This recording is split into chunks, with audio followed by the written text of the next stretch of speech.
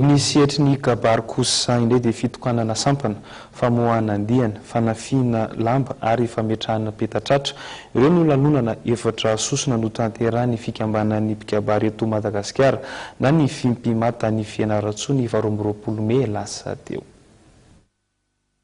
Lanonana efatra sosona be izao no niarahan'ny mpikabary eo amin'ny faritany Fimpimata Fianarantsoa ny 22 ny volana Mey lasa teo tao amin'ny sekoly ambony loteriana Ivory Avaratra natrehan'ny filoha maneran-tany Ramatoa Andriambovonjy Antitra.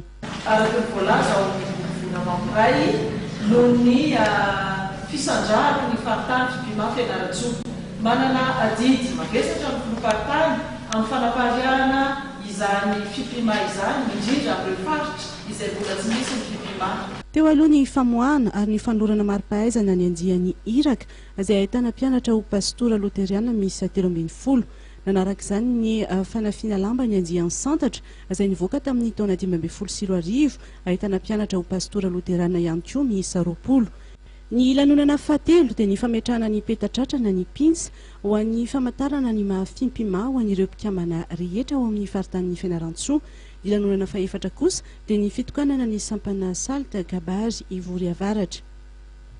Anisan'ny nanome aja sy nanamavoninahitra ny lanonana ankoatra-Andriamatoa filoha maneran-tany ny Braofibe ny Aradi taminy ary ny Sodrabe avy amin'ny fiangonana loteriana.